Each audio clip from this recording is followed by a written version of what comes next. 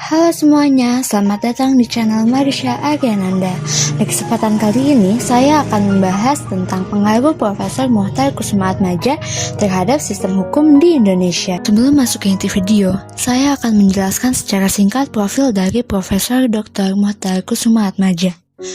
Profesor Dr. Mokhtar Kusumaatmadja lahir di Jakarta atau yang pada saat itu disebut sebagai Batavia pada tanggal 17 Februari 1929.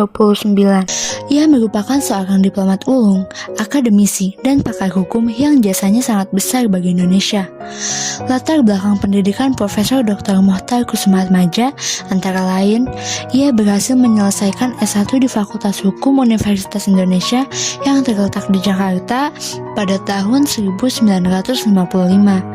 Lalu, ia meraih gelar Master of Law dari Yale University, Amerika Serikat pada tahun 1956. Ia kemudian melanjutkan S3 di Universitas Padjadjaran di bidang ilmu hukum internasional pada tahun 1962.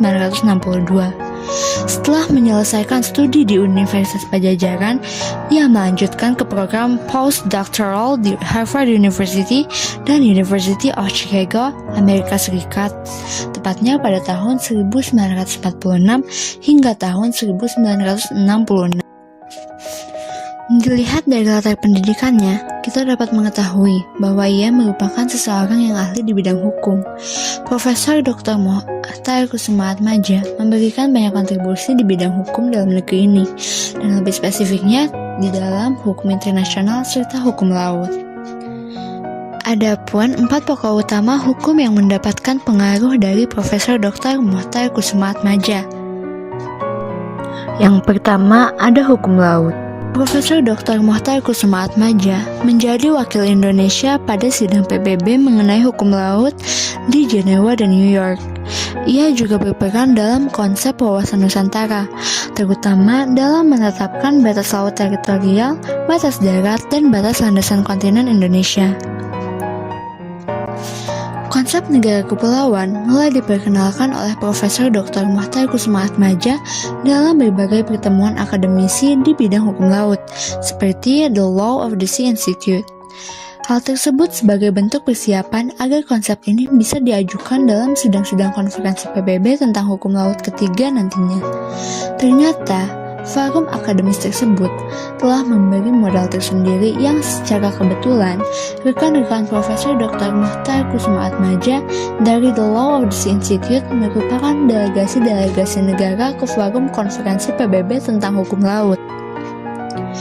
Profesor Dr. Mokhtar Kusumaatmadja mengusulkan batas-batas dari kedaulatan Indonesia di laut ini dengan menarik garis yang menghubungkan pulau-pulau yang ada di Indonesia ini, terutama yang paling di luar yang mengelilingi keseluruhan kepulauan Indonesia.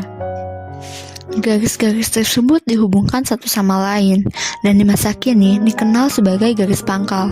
Dari garis pangkal itu diukur laut teritorial dan sebagainya, sehingga perairan di sebelah dalam dari garis pangkal itu akan menjadi wilayah negara. Profesor Dr. Mokhtar Kusumaatmadja ikut terlibat dalam Deklarasi Juanda dan menyumbangkan banyak pikirannya. Deklarasi Juanda tidak diterima begitu saja oleh negara-negara lain, dan karena itu untuk memperjuangkan Deklarasi Juanda diperlukan dukungan dari beberapa negara.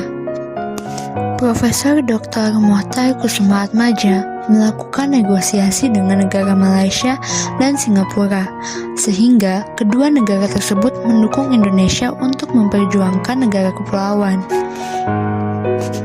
Belum disahkannya Deklarasi Juanda, luas perairan Indonesia hanya 3 mil dari garis pantai terluar. Dan berkat usaha Profesor Dr. Mokhtar Kusumaatmadja, Indonesia kini memiliki lebar laut teritorial yang maksimum menjadi 12 mil dari laut dan kriteria landasan kontinen yang diatur dalam Undang-Undang Nomor 17 Tahun 1985 tentang pengesahan UNCLOS 1982 untuk mempertegas aturan dari PBB yang menyatakan Indonesia negara kepulauan. Yang kedua yaitu hukum internasional. Profesor Dr. Mokhtar Kusumaatmadja berhasil mengembangkan sistem hukum modern di Indonesia. Ia juga meluruskan konsepsi hukum internasional sehingga dapat lebih diterima oleh masyarakat, terutama masyarakat yang berada di negara berkembang secara umum melalui karya-karyanya. Dulu, hukum internasional dianggap sebagai hukum yang pro ke dunia barat saja. Profesor Dr. Mokhtar Kusumaatmadja memiliki perspektif yang berbeda tentang bagaimana cara hukum internasional yang pro barat dapat diubah sedemikian rupa supaya bisa diterima lebih luas. Yang ketiga, Profesor Dr. Mokhtar Kusumaatmadja membuat teori hukum pembangunan yang dalam pembuatannya dipengaruhi oleh beberapa teori dan tokoh. Profesor Dr. Mokhtar Kusumaatmadja mengelola semua masukan tersebut dan menyesuaikannya pada kondisi Indonesia.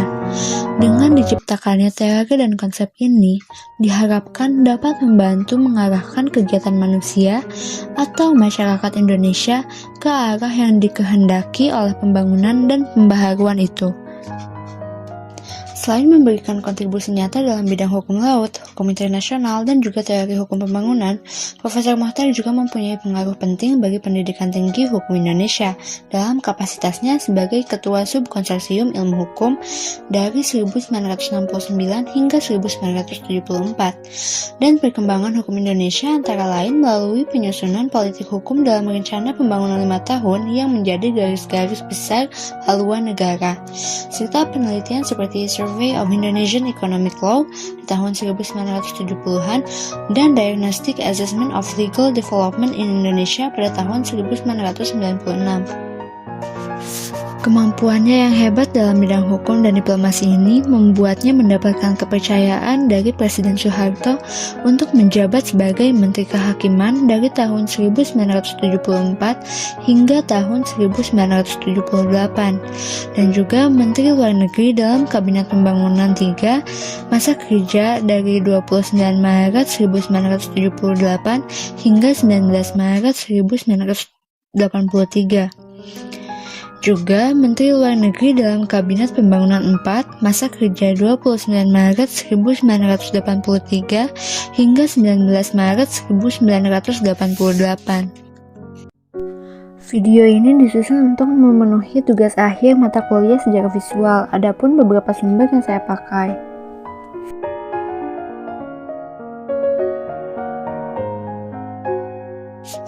Sekian yang dapat saya sampaikan dalam video ini dan terima kasih atas perhatian.